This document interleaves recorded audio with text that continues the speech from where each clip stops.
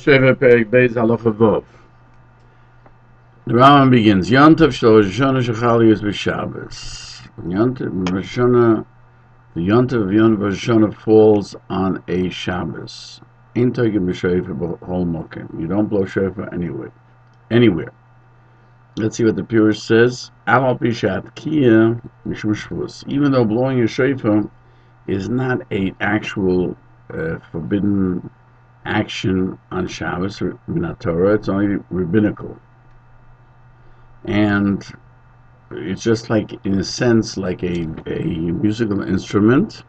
You can't use it because maybe it will break, it will have to be fixed, like the strings of a guitar or the keys of a piano. But from Torah, it would have been permitted to blow even on Rosh Hashanah falls on Shabbos. And we have to say that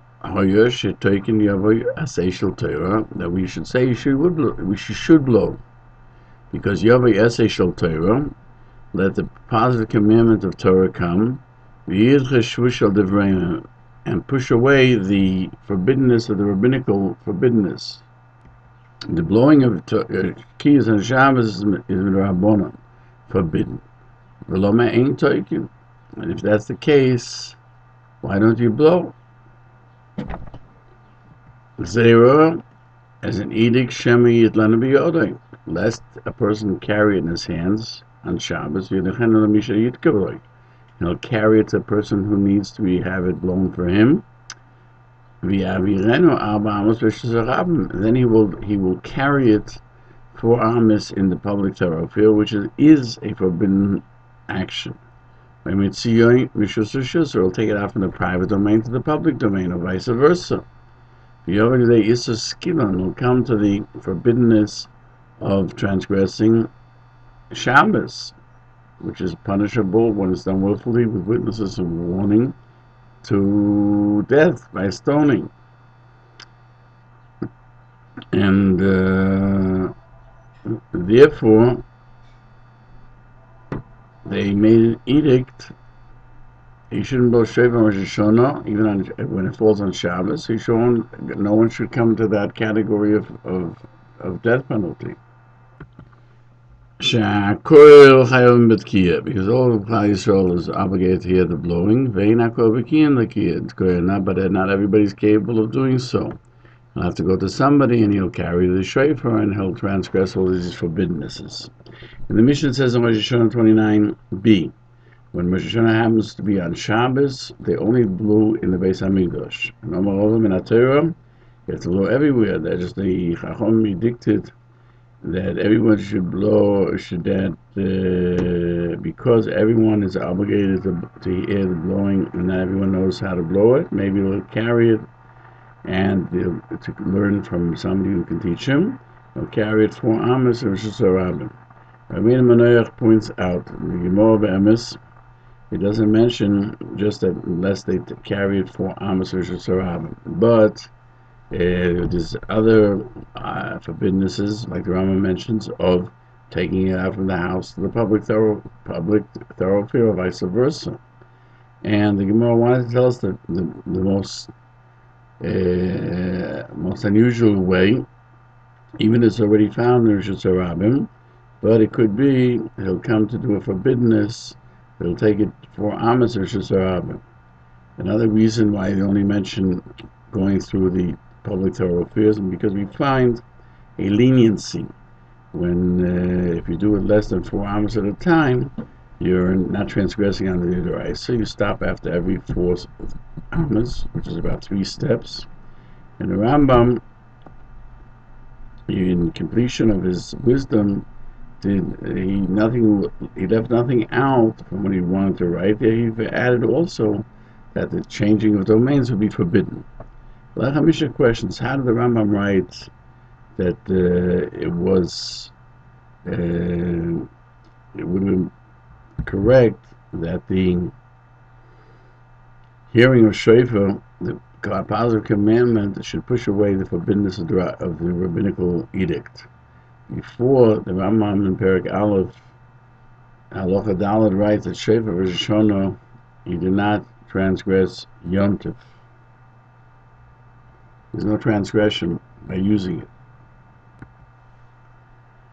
Even by something that's rabbinical, and when the shofar is at the top of a tree, etc., you don't go ahead and take it down from the tree, because Tkiyah Shofar is a positive commandment, the Yom Tov is a positive commandment and a negative, and the positive does not push off the positive and the negative.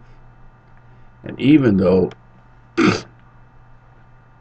you're only transgressing with a rabbinical forbiddenness, since the action of transgressing, of doing action, forbidden action on Yom D'Oraisa, therefore the rabbinical has that same force.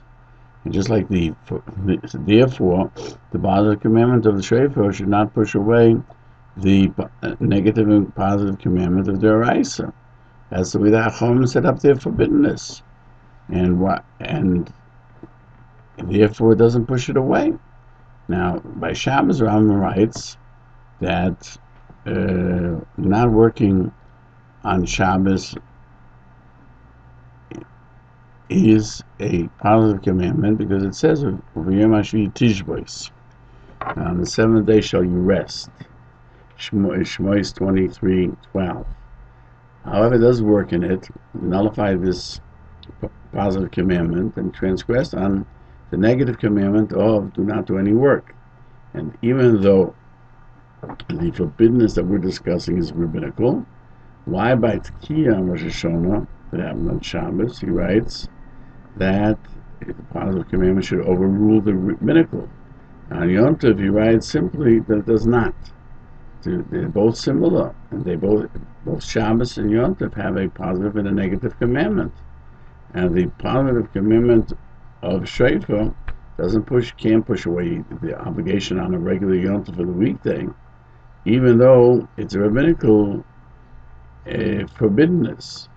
The Lechem Mishnah answers that when we're talking about a shvus, a rabbinical injunction about blowing, and the forbiddenness is not to make noise with a vessel, a musical instrument, the other forbiddenness is a lighter one already. Because when Yom Tov is in the weekdays, you can't use musical instruments rabbinically. But since the Torah commanded to blow on Rosh Hashanah, it is Yom Tov, as it's called a day of blowing, certainly that the rabbinical forbiddenness of not to make noise with a musical instrument is not in effect on Shofar, because it will forbid it to blow on Rosh Hashanah because of blowing a musical instrument, will never have the mitzvah of Shofar. Therefore, even Rosh Hashanah is on Shabbos, you should say the same thing. The positive commandment of Shofar should push away the forbiddenness of blowing music. But the other forbiddenness, that they made a separate enactment of, one should not carry the Shofar for Amos in Rosh Hashanah, which only applies on Shabbos and not on Yom Tov, because on Yom Tov you can carry in a public thoroughfare or from a private to public area. Therefore, the positive commandment of Shofar does not push off this positive and negative commandment of Shabbos, which is being protected by the rabbinical edict. Another answer that he gives is that even though the forbiddenness is only rabbinical, such as we're not concerned, we can tell them prepare the shofar from yesterday, and they didn't permit you to bring it on Yom Tov, but the very essence of the blowing you can't do from yesterday, and therefore on a holiday it pushes off the forbiddenness of blowing. But if for preparation, if you because of the will fear that he didn't prepare it and won't carry it and develop the 4 arms of Shizarabim is something that remains in effect. A third answer, at the time of the blowing of the mitzvah, it pushes away the obligation not to use a vessel and his musical instrument to make noise, and therefore it is permitted. But somebody who brings a shofar from the top of a tree, he also transgresses on the rabbinical injunction that when he goes up on the tree, that's before he gets to the mitzvah of blowing shofar. That's why it's also even on Yom Tov. The Hamisha questions also, why did Rambam write another reason why you don't blow on Shabbos? Maybe he'll carry it. Would be enough, the very fact that the positive commandment of shofar doesn't push off the rabbinical. And he answers that since the edict is lest he transgress, therefore there's more strength to the edict because it's directly made because of shofar. When Rosh Hashanah falls on Shabbos, then you don't blow on shofar. But maybe but regarding the noise of the shofar, even though that too is rabbinical, that wasn't made specifically regarding shofar. That was made for any musical instrument, or making even banging with a spoon on a table would be included technically in the forbiddenness of the rabbinical making noise on Shabbos.